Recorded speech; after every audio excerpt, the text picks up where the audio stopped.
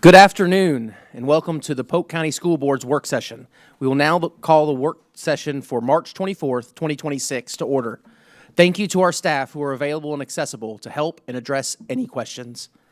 As a board, we strive to work with you to ensure that we achieve our mission to provide a high-quality education for all students. I would like to start by reading our Who Are We statement. We are the Polk County Leadership Governance Team. If we were to pick one phrase to define us, it would be student-centered, because when we come together to work, we lean on our diverse backgrounds and experiences to ensure that our decisions are focused on providing a high-quality education for all students. The four most important things to our governance team are operating with integrity, respecting our students, staff, families, and each other, establishing a culture where stakeholders feel valued, supported, and have opportunities for personal and professional growth, and supporting an approach of continuous improvement to ensure student outcomes. Collectively, we need to work on behalf of the children we serve and find avenues of agreement so that we can govern the district in an effective manner. There is no acceptable alternative. We will always collaborate in a respectful manner in order to enhance opportunities for each student and staff member. We will not disparage others. Our students will thrive because we will remain committed to supporting the whole child. We hope to engage and empower our students and stakeholders to create a community of lifelong learners.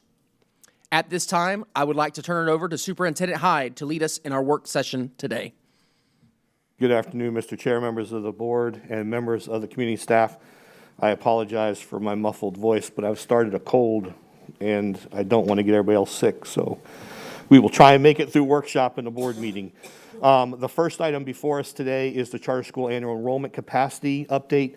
Each year in March, our charter schools are required to submit enrollment modifications and or justifications for an increase request. So Ms. Amato will come forward and she will provide a summary.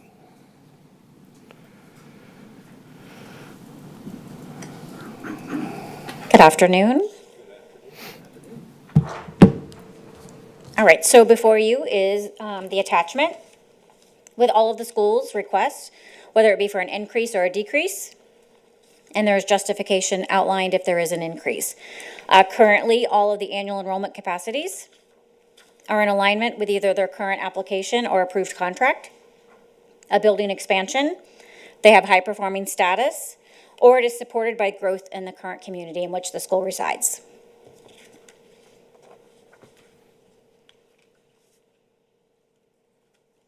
Dr. Allen? Thank you, Superintendent. Ms. Amato, I was just curious, when a decrease is noted, is that something that's requested by the school, or is it some other method to determine when that decrease is happening? So all of these increases and decreases are dictated by the school. Mm-hmm. When they do ask for a decrease, we do follow up to remind the school, hey, this is a decrease of students. Are you still wanting to move forward? And they normally have a justification, and we just, when they give us the okay, they want to decrease, we roll with it. Okay, great. And then secondly, I noticed Navigators expansion. Just want to make sure that their building has capacity to handle that increase? Correct, it does. Okay. Increase the 500 students on their program. Mm-hmm. They do have the building capacity. All right, thank you. Yeah. Mm-hmm. That's all I have, Superintendent. Thank you. I was just waiting to see if anyone else had a question or comment. Seeing none, Ms. Amato, thank you very much. Board members, the next item is going to be presented by Mr. Talbot. So Mr. Talbot can go ahead and make his way to the front. Board members, we have established a pattern of creating partnerships with our local municipalities when it comes to program expansion, creating opportunities, shared facilities. In some instances, we've done it with colleges and universities. In other instances, we've done it via municipality agreements.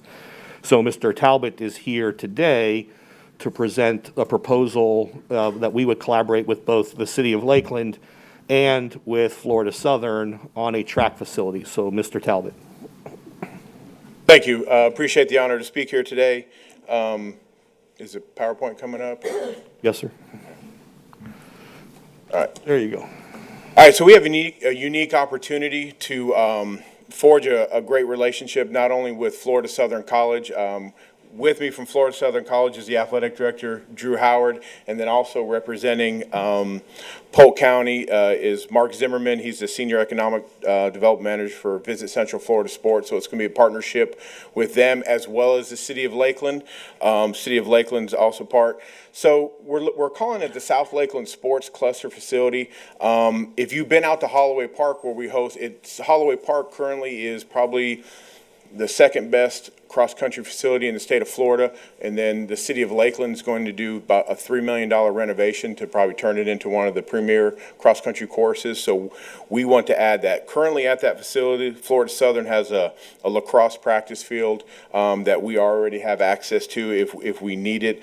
Other things out there is a Holloway Park disc course, McGee Park, which is soccer fields, and what we want to do is add a state-of-the-art track facility for Florida Southern with the partnership. We're looking at a 6,000 seat stadium with a multi-purpose practice field with locker room, concession stand, and training room. Part of working on that situation with that facility is we wanted some designated classroom space for a classroom where we could host events out there, or if we have high schools that want to go out there and do a class with our sports management people, things like that, we would have access to that classroom facility for us out at the facility, which they could turn into a banquet room or another room when we're hosting major event. We're looking to host about 20 to 25 events annually, and the estimated economic impacts roughly about 8 to 10 million, depending on those for that county. So bringing those events in is a great thing for our community. And the total project we're looking at right now is about $6 million. Some of the event projections, obviously 17 to 20 track and field events, and then 12 high school and middle school track events. So the nice thing is we will be able to host our county championships there, our middle school championships there. We are going to also make it available to all the schools in Polk County, but we're doing a specific target on Lakeland High School and Kathleen High School because they're close in the vicinity. Jenkins will also have availability, but they do have a very nice track of their own, so we don't foresee them wanting to use it, but it'll be available for all schools. If you think about Kathleen and Lakeland High School, their tracks were built a long, long time ago when it was in yards, and trying to expand those tracks you're looking at moving buildings and bleachers to make the track acceptable. So this will be one way to enhance their track programs and track facilities. With all the events that are coming in, we'll have collegiate events there. Our student athletes will have access to, inspire to go on to the college level to run track. We're going to have access to those meets, band competitions, the turf field, the games, the stadium. One of the great things about it is obviously, we lost FHA basketball this year for a 3-year contract, but this will give us another avenue to go after the state track and field events for the FHA. If you think about the impact of hosting state championship, it's a lot of work, but if you think about the loss this year, Winter Haven girls basketball qualified for the state tournament. They won in the semifinals and then advanced to the finals, where unfortunately they fell just a little bit short. The estimated financial cost is about $6,000 to get them, and that's a cost we haven't incurred in 25 years that we've been hosting the state championship. So we're excited for this project to go.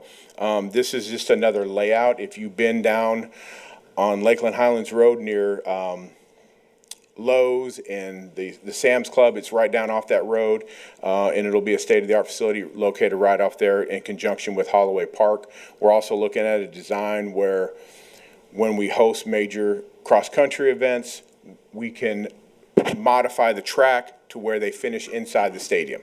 So that's one unique thing in our partnership with the city of Lakeland. We have access to the Holloway Park facility. So how is the partnership going to look? Basically, the Polk County is looking $6 million over a 2-year period. Florida Southern is going to take the brunt of the project since it'll be their facility. They're going to put $6 million up front. They're going to take care of the maintenance and the scheduling, so facilities don't have to worry about diving into another project. I know they're overwhelmed, and we appreciate our facilities department in the day-to-day operations. Our responsibility, we're looking at a $6 million commitment over a 3-year period. So it's something that we can spread out over a 3-year period to flourish that partnership.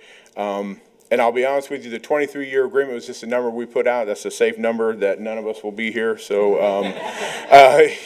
but we enjoy our partnerships with our communities. We have a partnership with Southeastern out at Tenorock, and that's going great. Our student athletes out at Tenorock having access to those collegiate athletes.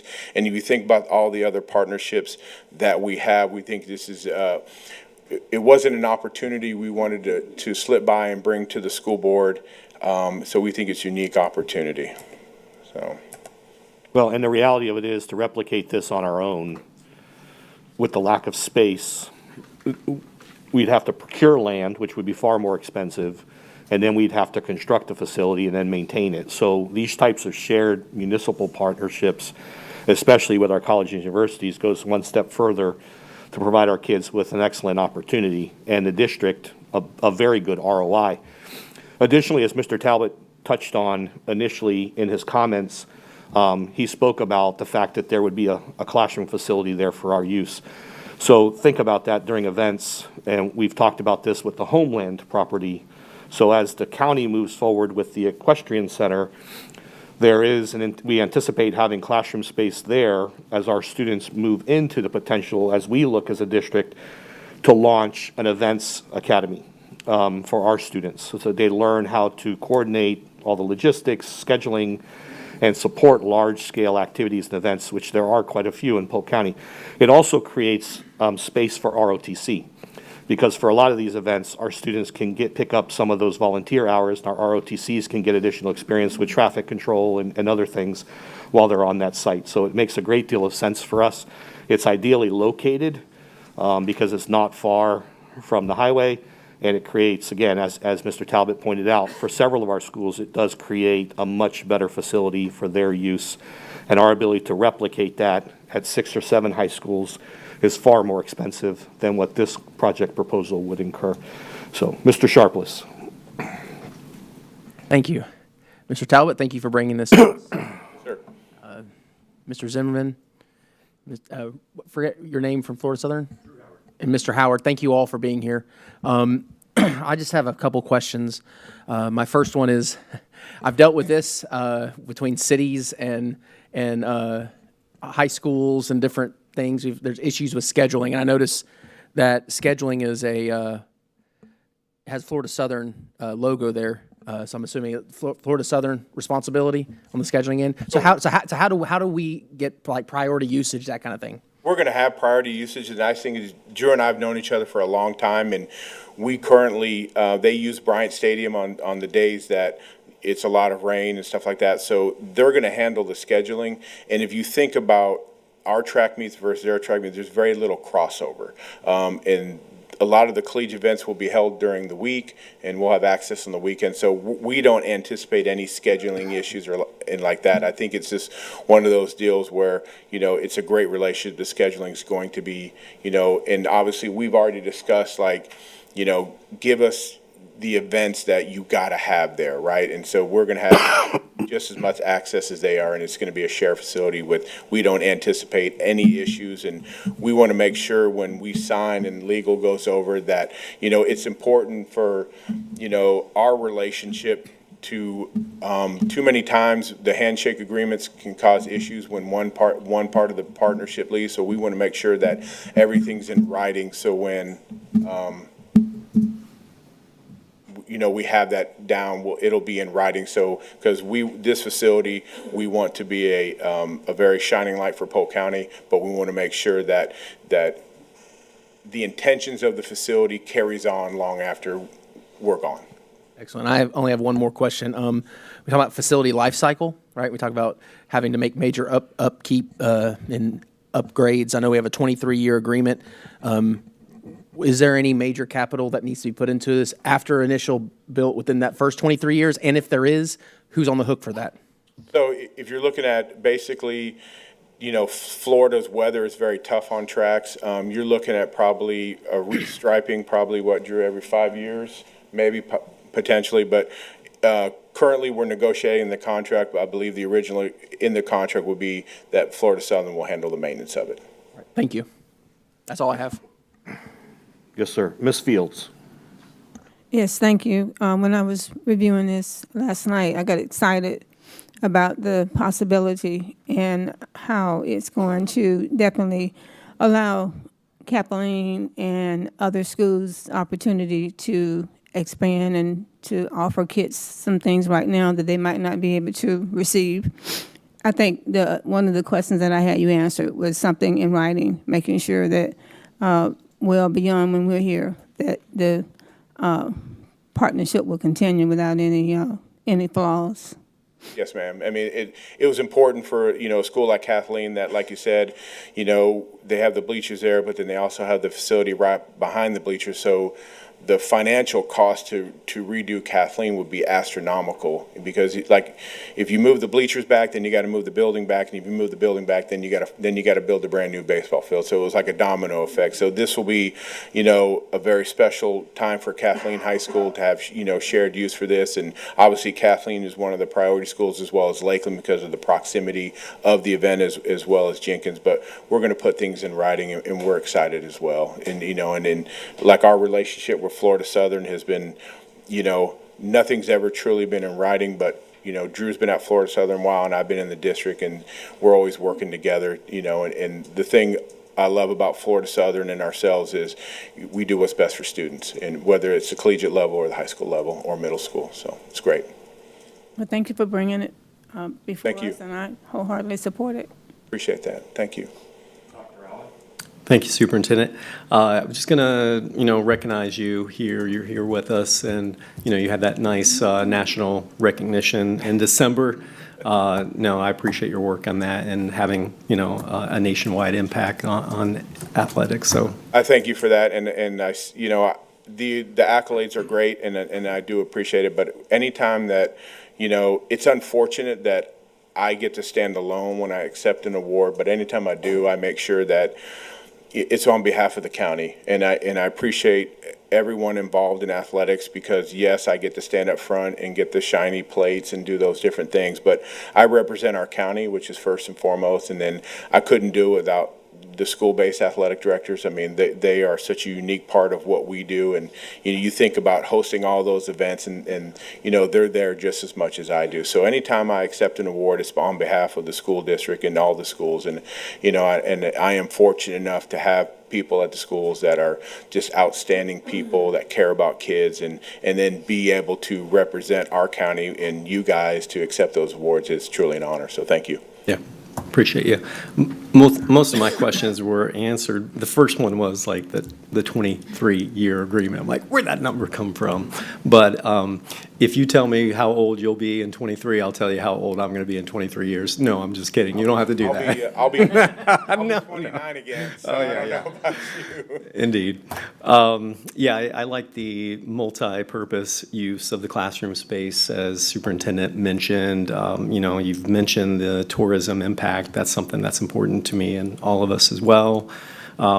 You talked about some new initiatives around this, right? And the opportunity to bid on some other things. Yes, I mean, and Mark can speak on that, because that's part of his job, is bringing those, major events. I mean, like I said, we've hosted state cheerleading and state weightlifting and volleyball, and a lot of it, people are very appreciative of me, but they don't realize that, Mark and his crew at Visit Central Florida Sports are just as much involved. It's a partnership. I mean, we're getting ready to go into negotiations for the state championships for next year. We're having our planning meetings and getting, us on the same page. We're meeting with the Florida High School Athletic Association next week to, look at a 5-year deal for some of the events in the future, because I think it's important to, give back. And I think the most important thing is how many people missed out on the Winter Haven Girls Championship because it was in Jacksonville. So it's important for me and everybody I represent to bring those events here, to give our people in this county the opportunity to see the best of the best at the highest level in high school sports, because with everything going on in pros and colleges, it's still pure at its purest form at the high school level, and it's so enjoyable to watch the kids, win a state championship, and and more importantly, when you see kids that they don't achieve the dream of winning a state championship, but they handle it so humbly, and it's about building character and develop them as people. There's so much more that goes on. We see the winning and the but when you watch a team lose a state championship and they get to shake hands with the other and congratulate them, you know that our teachers, our administrators, our principals are instilling, great qualities in our students in Polk County. So it's there's no better place than Polk County. So I appreciate that. All right. Thanks. Appreciate it, gentlemen. That's all I have, Superintendent. Ms. Wyatt. Thank you. I appreciate you addressing the 23 years in your opening comments, because that apparently was all of our question, is where did this number come from? The best I could calculate was that, 23 would get us to a round year number and not so I am thrilled to support this opportunity. It really is a great partnership agreement. And thank you for including classroom space, because that's one of the things I think we talk about a lot is, where do you put them once they're there, and if it rains? I love the fact that, as we progress as a district and provide more opportunities for our students and having an event, classroom space to go there and see, and having the accessibility to watch all different kinds of events, whether you're just managing 4 or 5 teams trying to get practice in a day, or you're hosting a major event. There's so much, I joke with our school-based athletic directors, because I always make fun of them and saying that, you guys got an easy job. You just turn the lights on and 2 teams show up. So, but it'll be nice to show the logistics behind hosting an event and teaching them. There's so much more with coordination of travel and times and this and that, and then be able to, because I'm sure we have student athletes out there that their playing days will end at some point, and I think being a part of athletics has been such a joy in my life, that I'm blessed and fortunate enough to be part of athletics long past my playing days, and would love to just share that with the student athletes of Polk County. Awesome. And so 6,000 seat stadium, is that then our largest stadium that we'll have access to in the county, or is there anywhere? I think so, yeah. As far as, Bryant Stadium, it depends who you talk to, and then if you get into, if you go 18 inches on a seat, which, one of my legs is 18 inches, I'm taking up 2 seats, unfortunately. But yeah, it'd be a nice stadium that we'll have access to. And it's not just, as we prevent it as a sporting event, we also, does MPA move there, right? Does other things, band concerts and other things. It's not just going to be for student athletes. It's going to be a district-wide initiative where the bands will have access to, and there's things like that. So. Awesome. Thank you so much. Thank you. There are no further questions or comments. Thank you. Thank you. Appreciate your time and appreciate your hard work for you guys. Thank you. Board members, the next item up will be shared by Josh McLemore, Director for Planning and Real Estate. This is part of our commitment to the board to bring regular updates as to the status of the new high school site.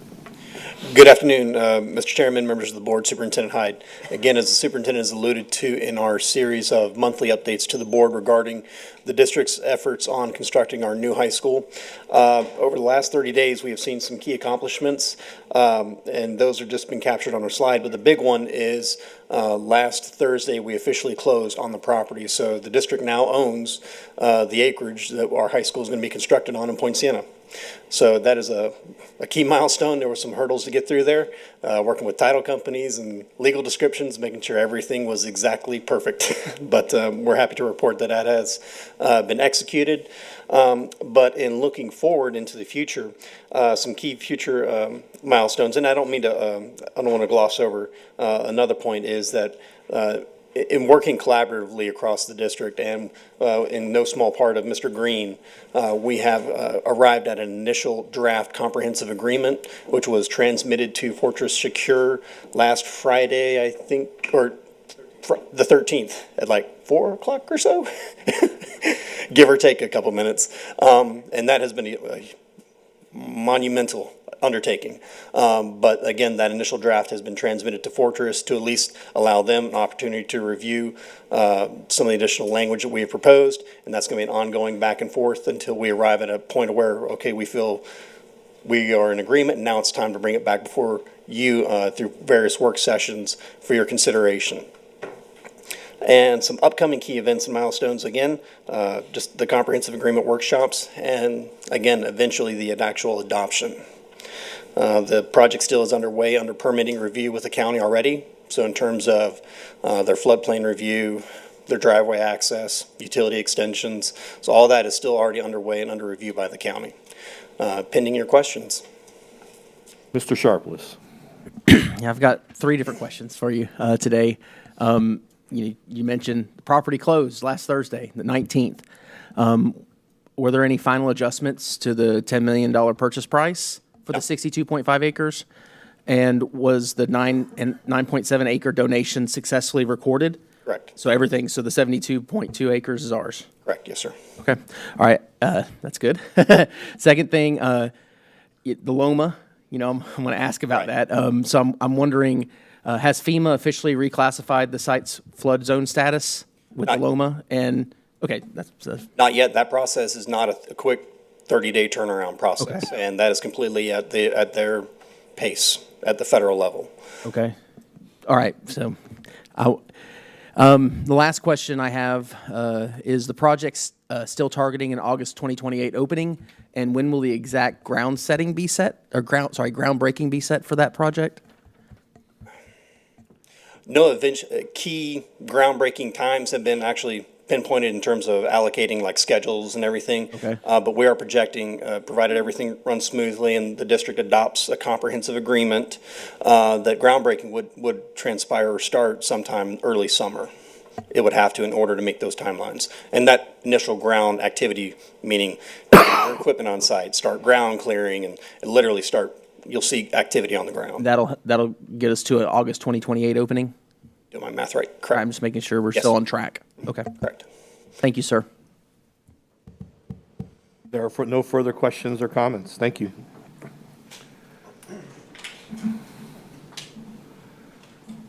Board members, the next item, and just for transparency, it was pulled from the board agenda because we don't have the contract back from the city of Winter Haven. So for context and history, other than Ms. Fields, none of you were on the board when this agreement first took place back in 2009, 2013. The school district entered into an agreement with the city of Winter Haven when they sought to provide enhancements to the Rowdy Gaines Aquatic Center, and we committed to providing $10,000 a year for a total of 10 years, or a total amount of $100,000 was our commitment.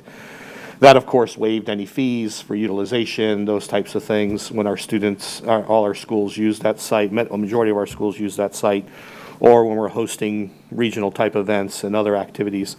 That agreement expired. And very recently, the city of Winter Haven recommitted $2.6 million in enhancements to the same location, same site, to update the scoreboards and things like that to bring them up to speed.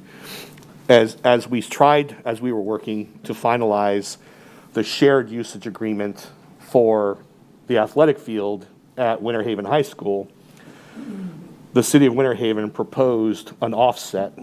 The city of Winter Haven, as you know, committed to $300,000 plus to help cover the cost of turfing the field at Winter Haven High School at Denison Stadium. Subsequent to that, when we were going through the contract, and I took over the contract due to Mr. Pitts's situation, and found language in there that said that they wanted to reduce their exposure by $100,000, and that we would just assume another $10,000 a year agreement because they had done enhancements to the pool. My concern was I wanted that documented formally for the board, and that had never come before the board as a discussion or for approval. And while it's well under the threshold, I could execute that. As the board has learned, I don't execute contracts that way, regardless of the dollar amount. I've always brought it before the board. So I did want two bifurcated contracts. I will not just do the shared usage agreement and just exchange checks. So we are in the process of finalizing the Denison Stadium usage agreement, which should be done by the end of this week. And we're waiting on a new MOU with the city of Winter Haven to commit to the $10,000 a year for the next 10 years again as our renewed commitment to offsetting those costs. And I will provide for you a financial summary We had hoped to get this back in time, but it didn't coincide with our spring break and other things. So we should get an updated document, but I will also provide you with a list of other areas where the city of Winter Haven waives costs associated with school activities, school athletics, meeting locations, because we get far more than the $10,000 that we would commit to that municipality. So just wanted to provide context for the board, and hope that you see the reasoning behind me bifurcating the two contracts. I think it's cleaner that way. I think it provides our taxpayers a much more transparency and a better understanding. And I think, unfortunately, I can find no previous reference to the board approving the initial agreement going back to 2009, 2013. But again, it falls well under the threshold that the superintendent has to execute a contract. That doesn't mean it wasn't discussed, so I'm gonna have to go back and with the team and do our due diligence to see if my item was ever brought forward formally, and if not, that's okay, we're capturing it now and moving the item forward. So just wanted to make sure that you had the background, and I'm happy to answer any questions that you may have based off what I've shared with you here today.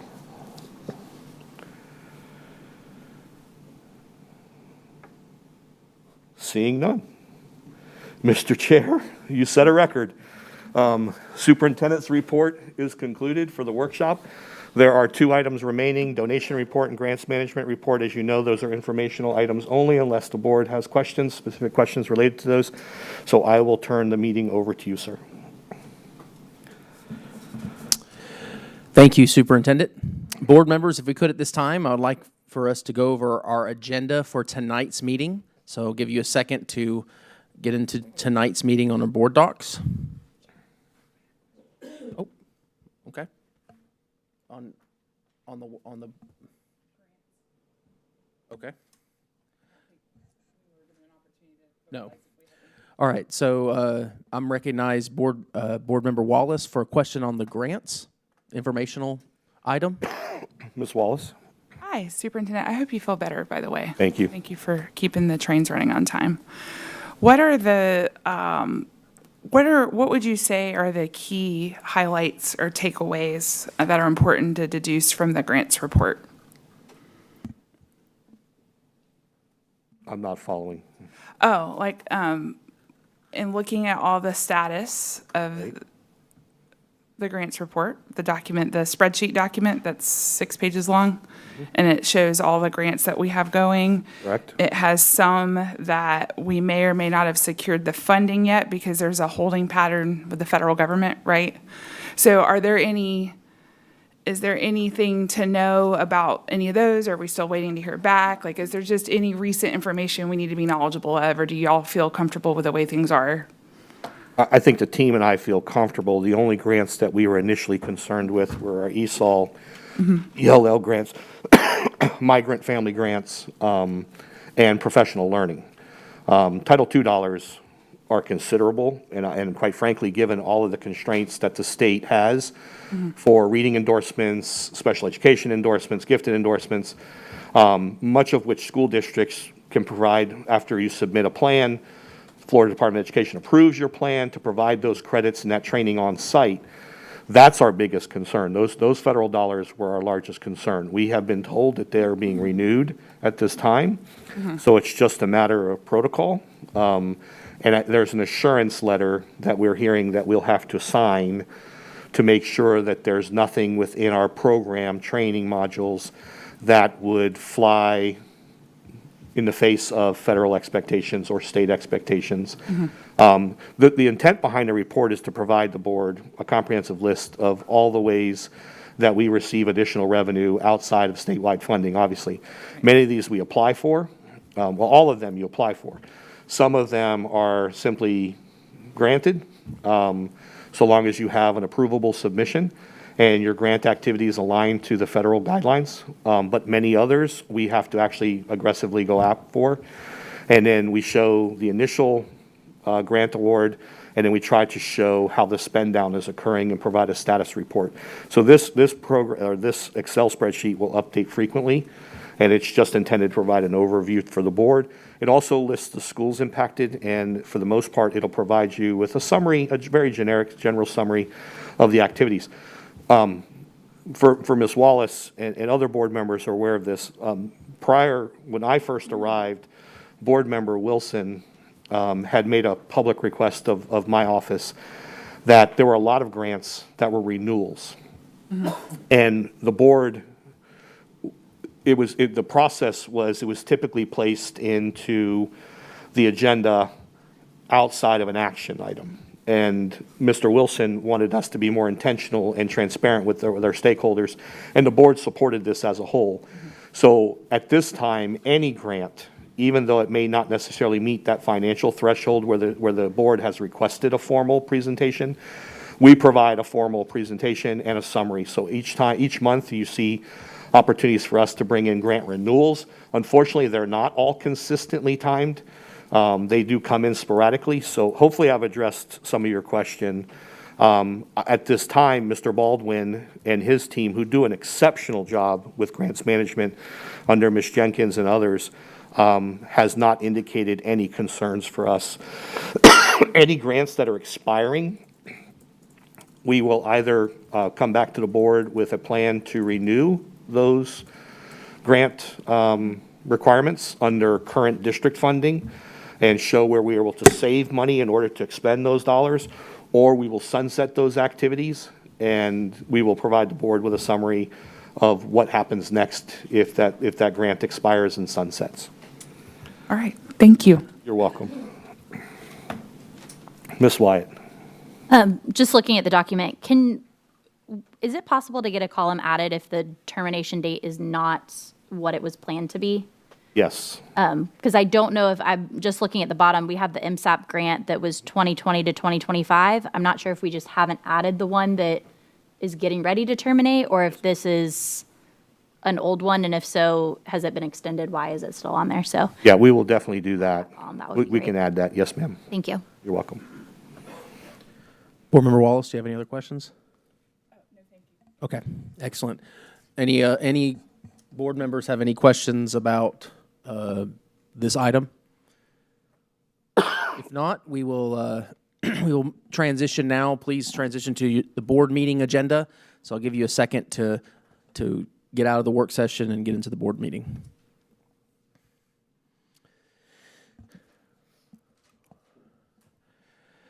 So thank you, Superintendent, for leading us through that work session. Board members, I would like for us to go over our agenda for this evening's meeting. And I'm going to call out sections, and if you have any questions, please signify by being added to the speakers list. Are there any questions on sections A through E? A through E? Seeing none. Sections F through K. Sections F through K. Seeing none. Sections L through N. Board Member Wyatt, you are now recognized. Sorry, mine was in J. For the student and post-secondary dues and fees for 2025, 2026, is for this current year that we're already, okay. When will 26, 27 come to us? Okay. July. Okay, thank you. Is that all, Board Member Wyatt? Yes, thank you. All right, L through N, sections L through N. Are there any questions? Seeing none, sections O through T. O through T. Seeing no questions, U, the action agenda. Superintendent, I would like to, our previous conversation about adding the charter school numbers to the action agenda. I know that was one discussion we had, and it was just an oversight that didn't happen. So I'm requesting that be added to the action agenda so we can take a formal vote on that tonight. Yes, sir. So Ms. Winchester and the team will add that item, and then the board will have an opportunity to discuss and then vote. All right. Thank you. Any other? Dr. Allen, you're recognized. Thank you, Chair Sharpless. Looking at that U1, Superintendent, I think I had some questions I sent via email on that one. But just wanting to, because this is, pretty significant action item for us. I don't think, for me as a board member being elected in 2020, I've not gone through this process yet. I know that this document was on our agenda back in December, and we've done an addendum to this particular item as it comes before us. And I think going back to December, the series was connected to the BBB school. And now we've sort of shifted that a bit to focus on these three schools. So, a couple things. I definitely understand this is a standard, COPS financial structure, and the timing as far as the market's important around this. But I just want to ensure that we have the right level of visibility and sort of guardrails as we move forward. So, any projected cost range on those? So I guess we've got three projects that's attached to the COPS, right? This is about $300 million that we're going out for, correct? Correct. Do we have any estimation on what the cost would be for those three schools that we're actually going to be doing construction on with this amount of loan dollars, in a sense? So I guess I would have assumed we would have discussed this evening, but Ms. Jenkins can come down. I did not receive an email with any questions. I apologize if I was copied on something, but I think, I did direct it to Mr. Green, and I copied you on that. I may not have. So that was helpful. But I mean, if this is something that we're going to be discussing tonight, I just thought it'd be appropriate during work session Sure. I think to because address it was it. on action agenda, I assumed that we would have an opportunity for discussion Perfect. or questions, but you're absolutely right. So Ms. Jenkins is here. She and I spoke about this a little while ago, because there were some dollar amounts that were included in there, and they were unintentionally included, so they've been revised again and updated. But Ms. Jenkins, if you'll go ahead and try to address Dr. Allen's question, please. Yeah.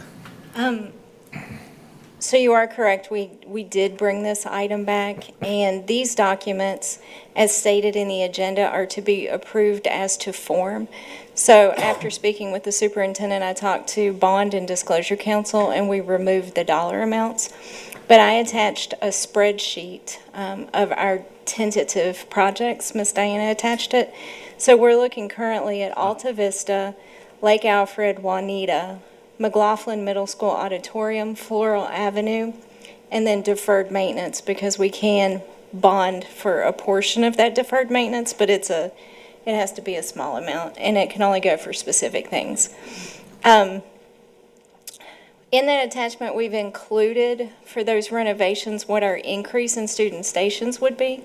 So we're still receiving things like ground leases and estimates. So these are only estimated amounts, which is why you're just approving the documents as to form.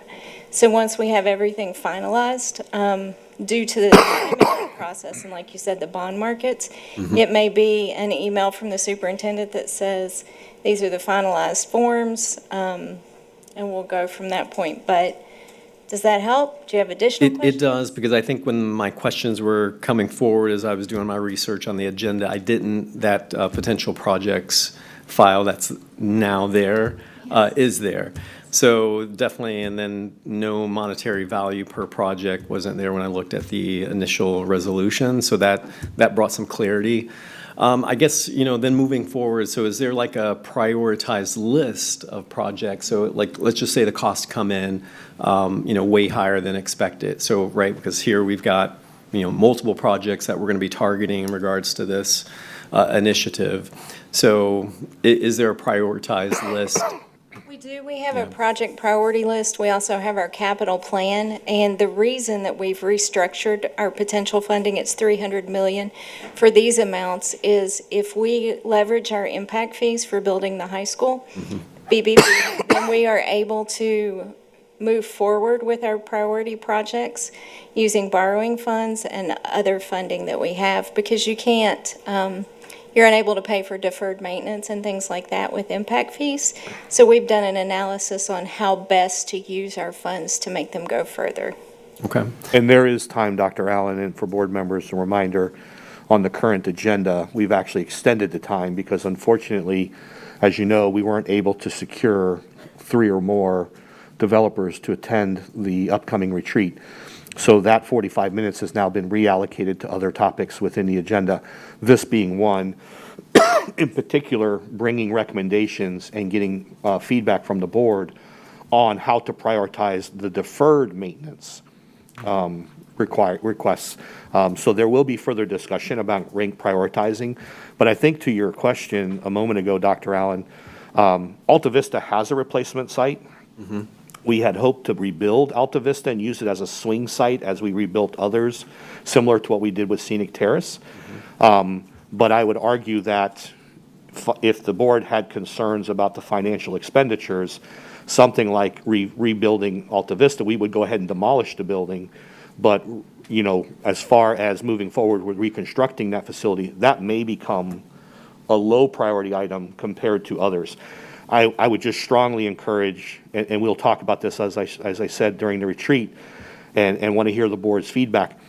I would strongly encourage the board, regardless of what decision we arrive at, deferred maintenance has to be a top priority for us. The total amount of deferred maintenance costs that we currently have as a district, because of financial concerns and other, you know, barriers that we've faced, have to be addressed. We just simply can't keep kicking projects down the road. I know each one of you has been involved at the school level with your individual schools with certain projects. I know, Mr. Sharpless, you and I have had to address, you know, rusted roofing. Yes. And walkways at certain locations. I know, Dr. Allen, we've worked at your schools, whether it's, you know, some of your elementary schools, Jesse Keene and others that are desperately in need of renovation. So I think that deferred maintenance goes hand in hand. So I just wanted to answer a little bit more of your question as far as how we'll help rank prioritize. But I think ultimately we'll look to the board to help us finalize those decisions. And I was glad that Heather was able to put this back in, because there were only a few of these listed in the initial document, and they were buried on page 240 something or 140 something. So I was glad that Ms. Jenkins pulled it aside and has given you more of a comprehensive list here. Yep, and I appreciate that. And I haven't had a chance to look at that, you know, potential project priority. So I just want to make sure that is in congruence, you know, it's similar to what the board has voted on in regards to our five-year capital improvement. It is. So, and that was really, I just want to make sure that we're strategizing, that's a part of our plan, so that helps. Thank you. These arguably would be in addition to. Yep. All right. Chair Sharpless, that's all I have for right now. Thank you. Thank you, Dr. Allen. Hang on, Ms. Jenkins. Board Member Fields, you're recognized. Thank you. I looked at the document, and it's very in-depth, is a word that I would say, and Superintendent Hyde is correct. You have to really stroll through the document to find the projects, so thank you for attaching that separate list for us. My question is, Superintendent Hyde, is somebody going to kind of summarize this tonight? Yes, ma'am. Ms. Jenkins is here, bond counsel is here, so they'll be prepared to provide a brief summary and then answer any questions the board may have before you vote on the action item. Thank you. That all, Board Member Fields? Excellent. Board Member Wallace, you are now recognized. I actually had a question about item Q. Is it okay to ask about that? And Wait, item 2, you said? Q, the letter Q on the consent agenda. Okay, you can come back, yes. Thanks, Ms. Okay. Jenkins. Mr. Superintendent, could you help me? Hopefully I may be the only one.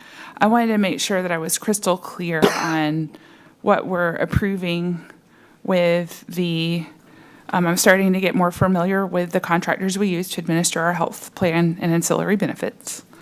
And when we are to vote on this, if we were to approve it, it would be is this to renew some of the services we have and then incorporate what Fleet wants to do? I was just struggling putting that all together. No, if my recollection's correct, and we probably need to get Ms. King to be available Okay. this afternoon or this evening as well. My understanding was this is the culmination of the contract negotiations we initially had with Meritain. Okay. And there was a lot of back and forth with language and things. And then there was, as Ms. King explained, I think it was during Ms. Fields' insurance meeting, We had had a bid challenge, so that had delayed the contract negotiations. So we executed the contract and ensured that we got everything that we had agreed to, but this is the culmination of all the language. All right. So, Thank you. You have any other questions, Board Member hang on. Wallace? No, sir. Thank you. would you like to request to pull that to an action item for further discussion, or are you satisfied? I think, You could always make the I'll motion just- when we go into the meeting tonight as well. yeah, I was going to say I'll chat this afternoon, and then if I want to, I'll let you know. Thank you. Board members, any other questions on item U, action agenda? Any action agenda questions? Seeing none. V, public hearing. We have no public hearing tonight. W, financing corporation for the school board of Polk County, Florida. Any questions on that? Superintendent, I was wondering if you could just discuss those two items and why we're bringing those forward. So I'll actually invite Ms. Jenkins up to address that. All right. I'm you, sir. sorry. My glasses are fogging up. The mask is not working. Essentially, you have to approve this each year. And so it really is a good summary for Ms. Jenkins, and that's, again, one of the reasons why bond counsel and others are here this evening. But go ahead, Ms. Jenkins. So, whenever we enter into a certificate of participation, which is, it's a lease agreement, basically, we have to have a secretary of the leasing corporation. So this evening, we'll open up the meeting for the leasing corporation, elect Superintendent Hyde as the secretary. That's the position the superintendents within the districts hold. It's a formality, and then the leasing corporation also approves the documents as to form. So you have two approvals, one from the board and one from the leasing corporation. Are there any questions, board members, on that? No? Thank you. Just want to make sure everyone was clear why we were doing that. Yes, sir. All right, Superintendent, well, is there any other questions on the agenda up to this point? No? Superintendent Hyde, you'll have a report for us tonight? I will, sir. Mr. Green does not have an attorney's report on here? Okay. And Ms. Matthews, will you have an auditor's report? No auditor's report. Okay. Then we'll go to our board member reports and public comments and adjournment. Are there any other questions on the agenda? All right, let's go back to our work session. And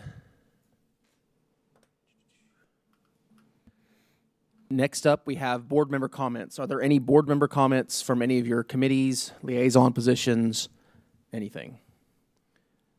Board member Allen, you are now recognized.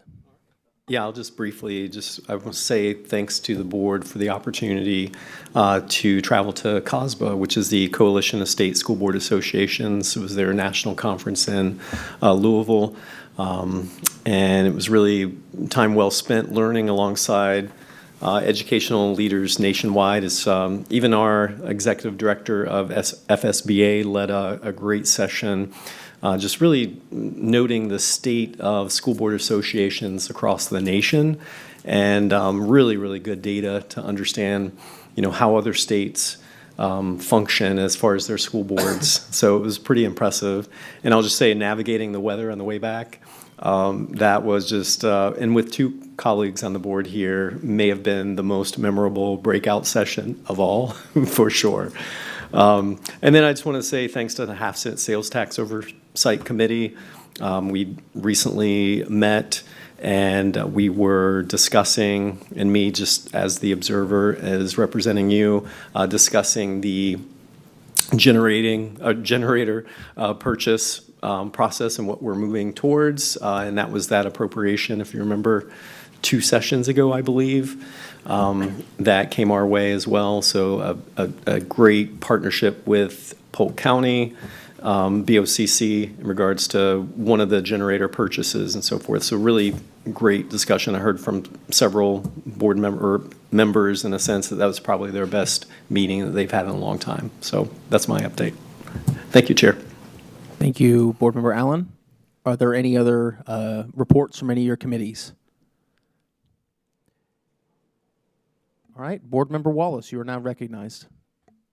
I do not have formal comments prepared, but I did want to say that I sat in on my first superintendent's insurance committee recently and learned a good bit about how our health insurance and ancillary benefits plans work, the partners and vendors that we use, the kind of the state of affairs with regard to, because we are a self-insured district that all of you know, but the public may not understand that we assume most of the cost every time any of our employees or their insured family members file a claim. So was learning about how we compare to other populations, the health of our plan, how that's impacting us as a district financially.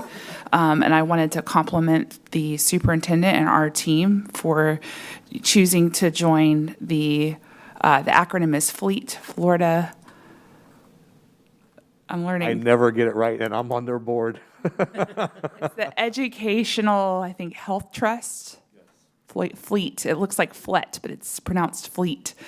But we're partnering with other districts across the state of Florida to pool administrative costs, to have even more sophistication and expertise on how we procure these things, to manage cost, risk, to also make sure that our employees are getting the best of the best with regard to support for healthier lifestyles, making sure that when we as a district and all the taxpayers are providing this health insurance, that we're encouraging and incentivizing everybody to use it, to get their physicals, to get their labs, to make sure that if we're monitoring these things, it gives us the opportunity to treat things earlier rather than become bigger problems later.